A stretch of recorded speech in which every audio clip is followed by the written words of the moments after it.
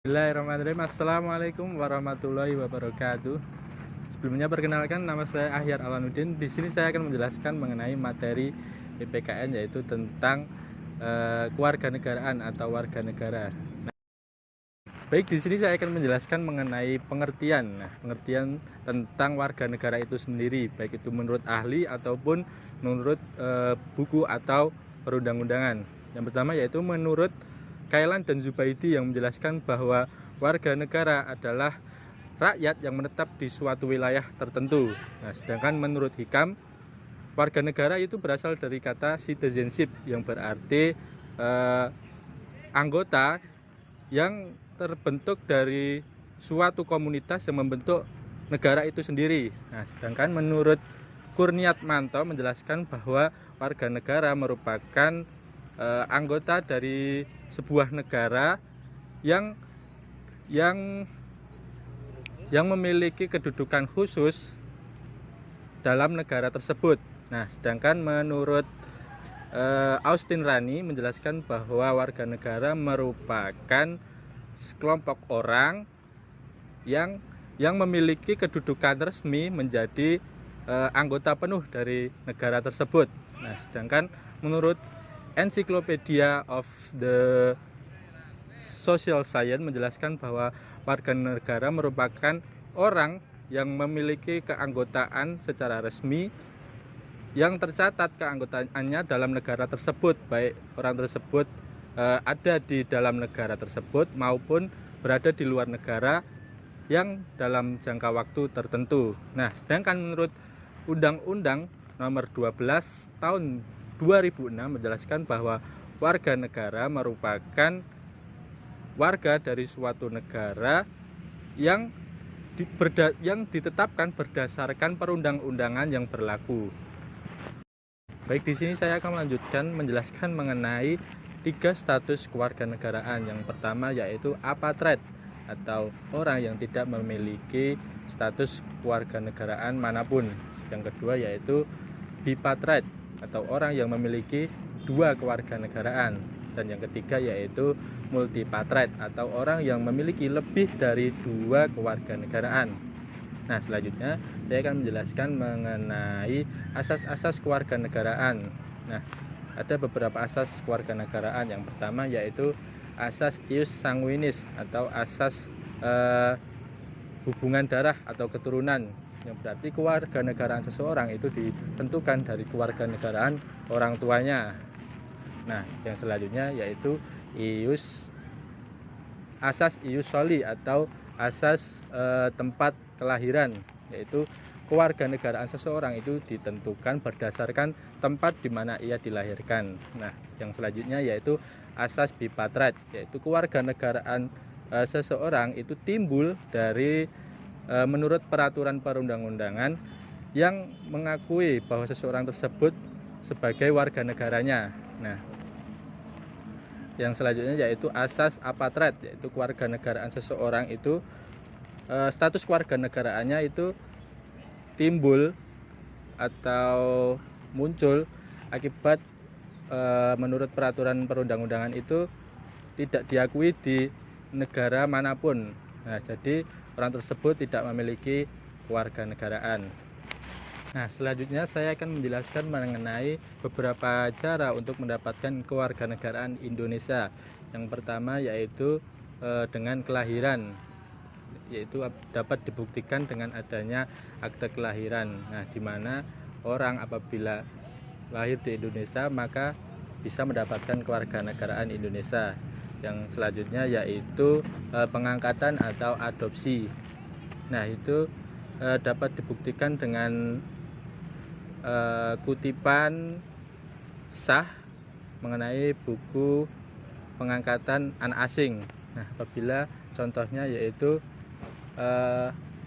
ada orang Indonesia yang mengangkat anak asing dari luar negeri, nah maka anak tersebut dapat mendapatkan kewarganegaraan Indonesia.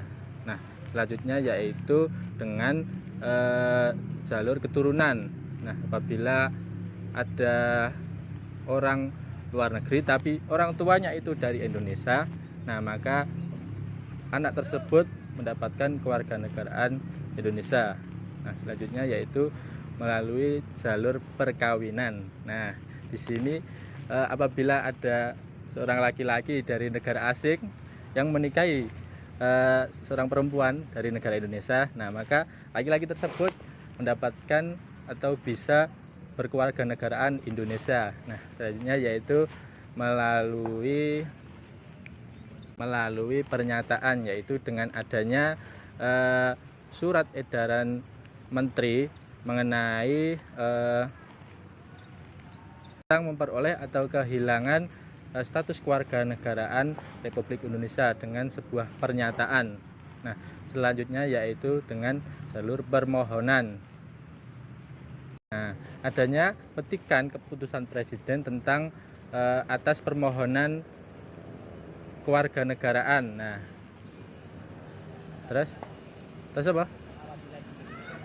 Oh ya, apabila diiringi dengan pengucapan sumpah dan janji, maka dapat disebut sebagai pewarganegaraan atau naturalisasi. Nah, ini biasanya terjadi pada pemain bola yang berasal dari luar negeri yang kemudian dinaturalisasi menjadi status kewarganegaraannya yaitu warga negara Indonesia. Nah, baik, saya akan melanjutkan menjelaskan mengenai hak dan kewajiban warga negara Indonesia berdasarkan Undang-Undang Dasar 1945. Nah, tapi sebelumnya saya akan menjelaskan mengenai apa itu hak dan kewajiban. Hak adalah segala sesuatu yang diperoleh seseorang. Nah, sedangkan kewajiban yaitu apa saja yang harus dilakukan seseorang untuk mendapatkan haknya. Nah, terdapat beberapa hak warga negara Indonesia berdasarkan Undang-Undang 1945, yaitu yang pertama dijelaskan dalam pembukaan Undang-Undang Dasar 1945 yang menjelaskan mengenai hak untuk merdeka dan bebas dari penjajahan, yaitu selanjutnya dijelaskan lagi dalam pasal 6 ayat 1 yang menjelaskan mengenai hak untuk dapat menjadi presiden dan wakil presiden. Nah, selanjutnya dijelaskan dalam pasal 27 ayat 2 yang menjelaskan mengenai hak atas pekerjaan yang layak dan penghidupan yang layak. Nah, selanjutnya dijelaskan dalam pasal 27 ayat 3 yang menjelaskan mengenai hak dalam upaya bela negara dan bela negara. Dan selanjutnya yaitu pasal 28 yang menjelaskan mengenai hak untuk berserikat, berkumpul dan menyampaikan pendapat. Selanjutnya pasal 28A sampai 28I yang menjelaskan mengenai hak-hak asasi manusia. Nah, selanjutnya dijelaskan juga dalam pasal 29 mengenai hak untuk memeluk agama atau keyakinan. Nah, selanjutnya pasal 30 yaitu hak dalam pertahanan dan keamanan negara. Yang selanjutnya yaitu pasal 31 yaitu hak untuk mendapatkan pendidikan. Selanjutnya yaitu pasal 32 yang menjelaskan mengenai hak memelihara dan mengembangkan kemajuan kebudayaan. Selanjutnya pasal 33 yang menjelaskan mengenai hak untuk mendapatkan kesejahteraan sosial. Dan terakhir yaitu pasal 34 yaitu hak fakir miskin dan anak terlantar dipelihara oleh negara. Nah, selanjutnya yaitu apa saja kewajiban warga negara berdasarkan Undang-Undang Dasar 1945. Yang pertama yaitu dijelaskan dalam pasal 27 ayat 1 yaitu kewajiban seorang warga negara untuk menjunjung hukum dan pemerintahan tanpa pengecualian. Selanjutnya yaitu pasal 27 ayat 3 yang menjelaskan kewajiban seorang warga negara ikut serta dalam upaya bela negara.